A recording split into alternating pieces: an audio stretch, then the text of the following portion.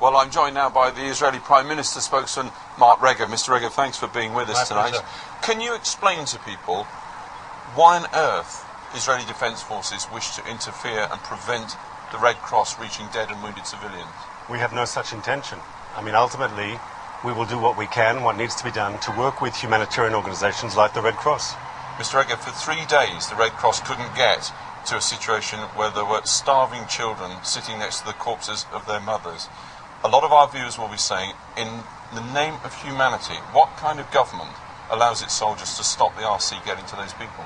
First of all, we have to investigate what happened. We have to make sure lines of communication are open and working, that the telephones are working. We have to make sure. Mr. Regev, I think you know what happened. Your soldiers were there, they were close to this position.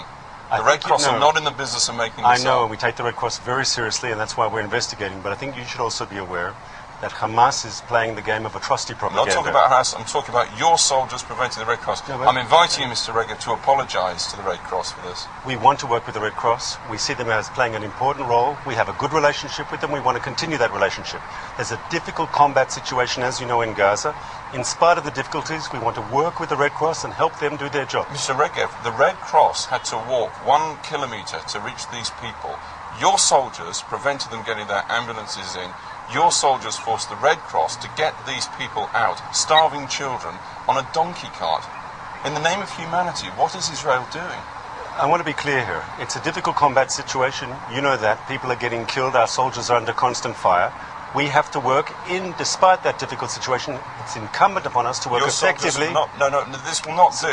Your soldiers were not under fire in that situation. How do you know that? 3 days my soldiers were not under fire? I'm not talking about 3 days. The Red Cross knows that my soldiers were under fire. They went in there to rescue those people. They were not under fire. At that particular time, but maybe many situations were.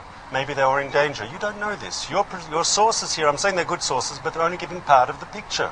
They're giving part of the picture. There's a difficult combat situation in Gaza. Everybody knows that. My source is the head of the Red Cross mission in Gaza and the head of the Red Cross mission in Jerusalem. These people are not in the business of propaganda. I agree, and we want to work with them, and we agree with them. But I do know also that the Hamas movement has an interest in portraying humanitarian crisis for their own political purposes.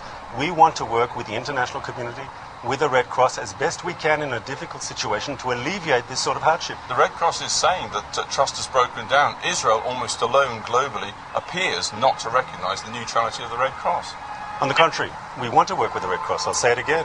We think they're an important organisation. We want to work with them. We will do what we can to facilitate their important work.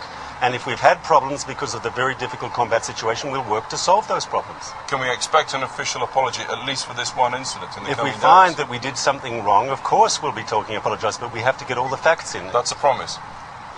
Once again, if we did something wrong, we have to find out exactly what happened. Surely you're fully in favour of finding out exactly what happened. I am indeed. Mr. Regev, thanks very much indeed for joining us. My pleasure.